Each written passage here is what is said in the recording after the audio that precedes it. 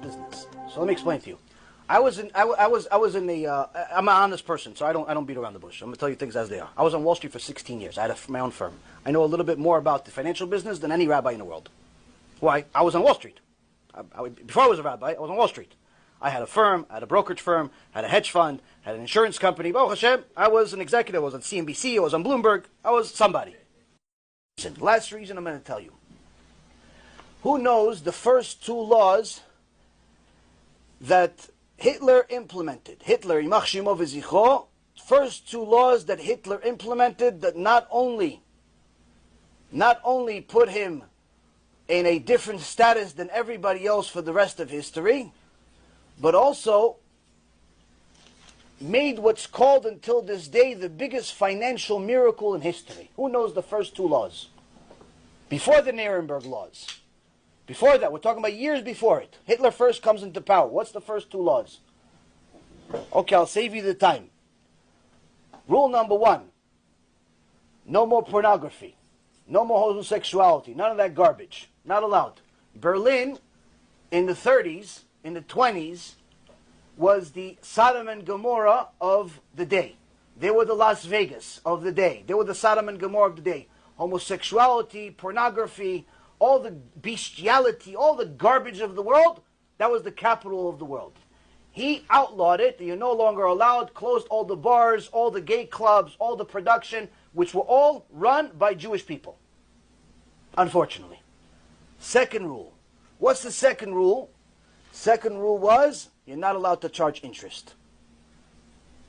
No more interest.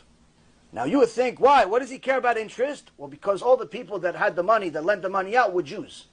He didn't like it. So he said no more interest. Why? Because of the high interest that the Jews charged people was so high, it ruined, it destroyed the economy in Germany. They destroyed, just like they destroyed Russia a few years before that, through their communism over there. Jews destroyed Russia. Not Goyim. Jews destroyed. Communism is by Jews. Well, don't let anybody confuse you. You look at history, Karl Marx, all the other Reshaim, they're all Jews. Wicked, but nonetheless Jews. They destroyed Russia, and he wrote in chapter 2 of Mein Kampf, they destroyed Russia, now they're destroying Germany, that's why I have to destroy them. Now, this doesn't make he's right, the point is that's actually real true history. Now, he saw that the Jews are controlling the financial system and they're charging such high interest, they destroyed the German economy. To the extent that by the time you arrived to go to the store to buy bread, you had to take a whole horse carriage full of money. By the time you arrived at the store, it wasn't enough. Why? Because the inflation rate was so high. The bread became so much more valuable and your money went down. So now he says, what's this, the cause of this? Because nobody could afford to do anything because the interest rates are so high. So he decided no more interest rates. You're not allowed to charge interest rates.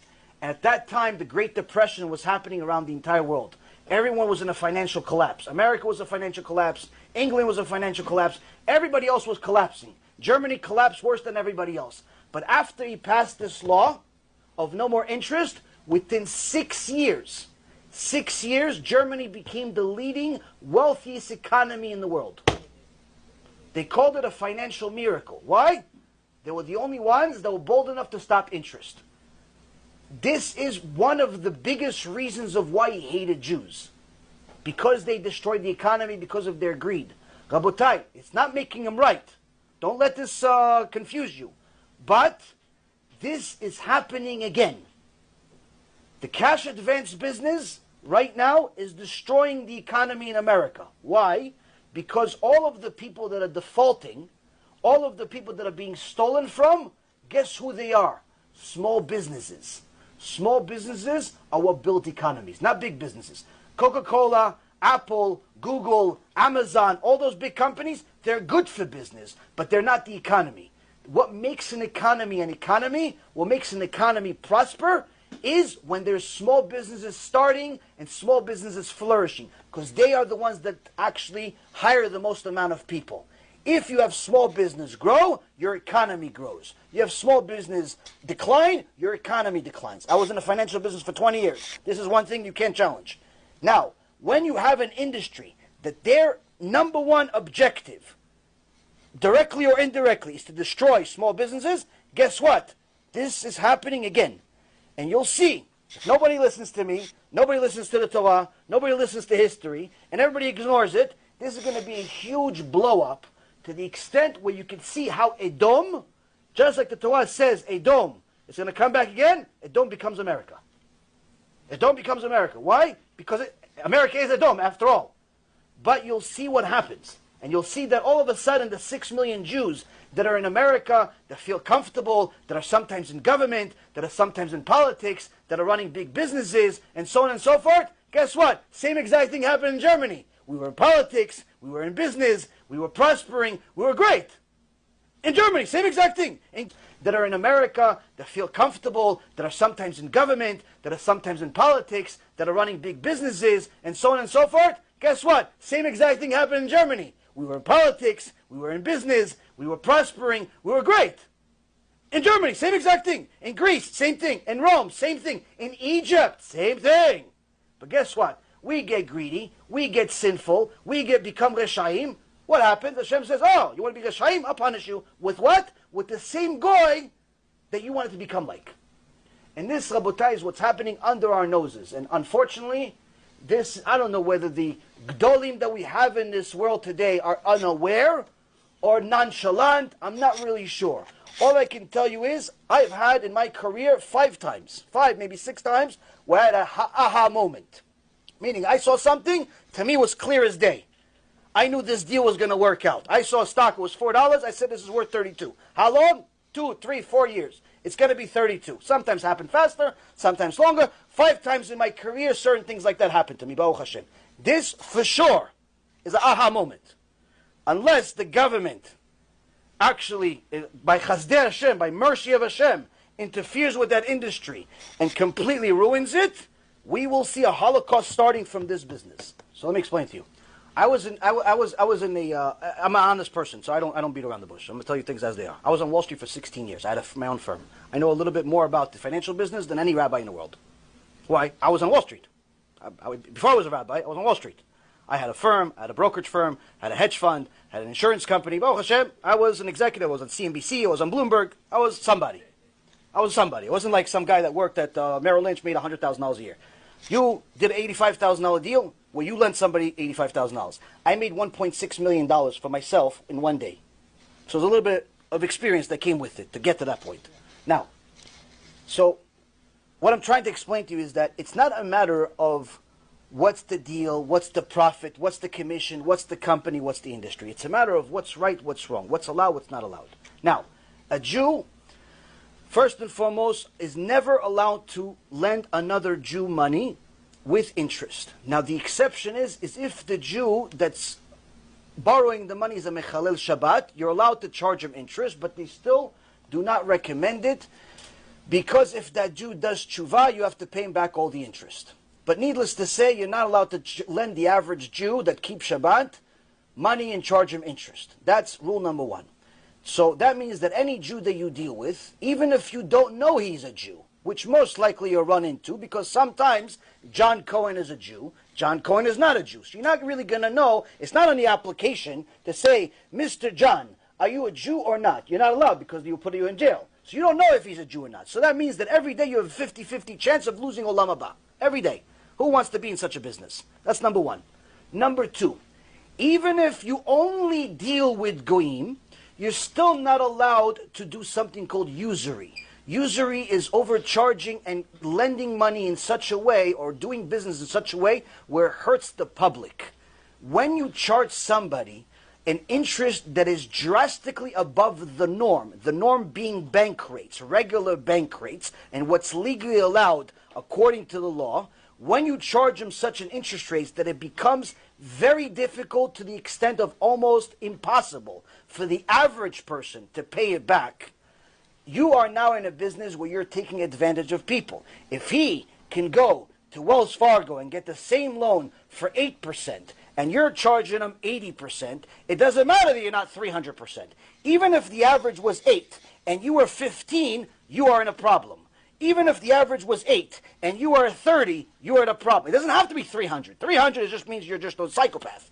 80% is still highway robbery. 80% is still against halacha. Still not allowed to do it even for goyim. Why? because it's usury, but even more so than anything else that I've just said. When this is eventually exposed to the public, it will lead every single member that works for these companies, even as a clerk, even not as a broker, a clerk, a secretary, a janitor, works for ABC Lending, that does cash advance, when it's officially disclosed to the world, because Hashem is going to do that, guess what? Chilul Hashem. And any single person that's involved in Chilul Hashem, the Reshit Chochmah says what the Gemara in Masechet Rosh Hashanah, page 17a says, he goes to Gehenom and he doesn't leave. Ever. Even after Mashiach. So why would anybody want to associate with even 1% of anything I just said? The lending, the taking advantage, the Chilul Hashem, the usury, the unethical, even the rabbi that you said that, you really shouldn't do it, but you can. What kind of rabbi is that? It's a puppet. You have to find yourself a real rabbi that's going to tell you, not allowed. No, not recommended. Not allowed. Not allowed. That's what it is. Not allowed. You have to quit tomorrow. Go, how about this? Do yourself a favor. Go on Bloomberg. Bloomberg, go on Google, go on Bloomberg, you look at cash advance business. It's a 5-part article explaining the entire industry for you. Everything I just said with a little bit of sugar on it. Everything I just said without the Torah part, I'll tell you exactly about all the criminals that are in the business. Unfortunately, one thing that we know, I know personally, that the article doesn't know as much, is that predominantly the people that are in this business are guys that used to be in the brokerage business that went to jail, criminals, thieves, psychopaths, mafia, but predominantly it's Orthodox Jews. Predominantly it's Orthodox Jews funding it, selling it, and you have even yeshiva kids that have no skills whatsoever going into that business and starting to make $10,000, $20,000 a month without even knowing what to do. Why? This is much worse than the boiler room days of the stock market business was 30 years ago. Because back then, 30 years ago, when there were unethical brokers in the world, you still had to have selling skills. Why? Because at the end of the day, the guy is giving you money, and you're giving him a dream. Here, you're the one giving him the money. There's no selling. You don't have to do anything. Why? He's the one calling you, asking you, please lend me money. He doesn't know that he's signing a death sentence. He doesn't know that he's about to lose everything he has if you're crooked, if you wink the wrong way, if you have a bad memory, if your alarm doesn't go off. He doesn't know any of that stuff. He thinks, no, you're Joe, my friend. Joe calls me every Tuesday until we close the deal. Guess what? Joe's no longer in a deal after you sign. The broker is no longer in a deal. You call him after the COJ is being implemented. Joe doesn't pick up the phone. Why? Joe's not in control. He's just a broker. He got paid his commission. Rabotai, if you are in this business, if you know somebody in this business, and you don't hate them, and you don't hate yourself, you have to send them what I just said, and you have to get them out of that business no matter what you have to do. If you love Jews, you have to let people know this is going to bring an ason to Am Yisrael. It's going to bring a disaster to Am Yisrael.